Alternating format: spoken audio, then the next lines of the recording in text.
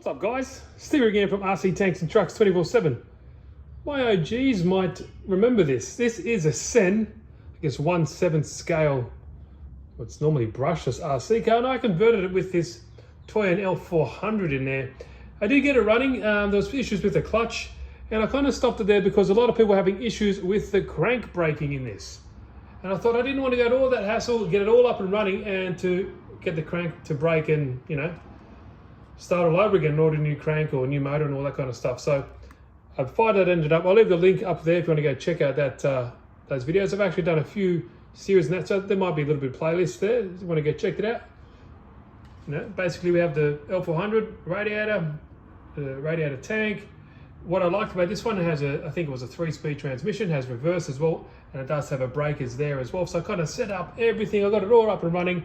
It's got a brake servo down here for the brake, shifting servo for I think reverse, and there's other ones all up here, and this is your throttle servo. So I did quite a good job in my opinion, kind of got it up and running. But I thought, you know what, perfect. I have, this is the V8, got another one over there. You would have seen the video for that one firing up. Hopefully getting the supercharger for that one coming soon. And I thought, you know what, maybe this, technically it's pretty much the same length. I'll put that guy there, look at that. All I'm looking at here is this, where the clutch bell is. So this is the all important part, because you can, this is where it's got to get drive. So I can slide this back a few centimeters or so. So this might be perfect. So I thought, you know, I'll grab the camera out because a lot of guys like this. First step is I need to undo all this, get rid of the L400 and see if we can shimmy or shoehorn this bad boy into this chassis, because I think it might work. And also get rid of this little radiator here. I've got this puppy here. Where is it? Looking for the viewfinder, looking at my hand. That guy. Smack him on there. Much better, much bigger. Got a coolant. And we'll see how that goes. But yeah, I thought you might like to join me on the ride. Quick little video and show you how we get started. Well, it might not be quick, but let's have a look. And there we go. Out comes the L400. And just kind of looking how this bad boy can go now. Can change all these suspension mounts and see how that's going to go, but as you can see, not far off, you know. Can make it work, move it forward. Now you can muck around with all this stuff. This was just the mounting I used for the L400. But to be able to see that, that's an L400 water-cooled 4-cylinder 4-stroke engine. Nice. It does sound really nice as well. It's just had issues with the crankcase.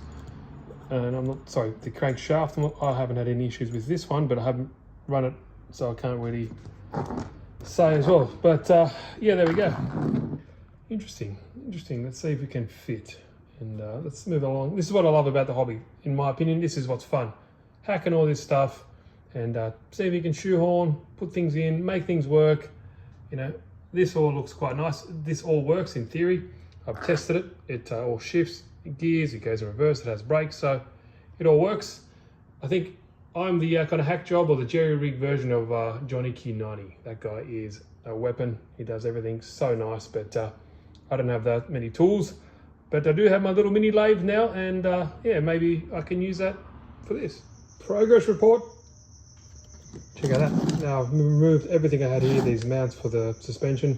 I'll figure that out later. They're on like a weird angle before, but I'll see what I can do. Or maybe I'll attach part here and another one here and kind of make a brace for the suspension, but that's later. I want to get the engine mounted. Now, one of the hurdles, there was a bloody servo here, of course, but that's all part of the fun. So check out this.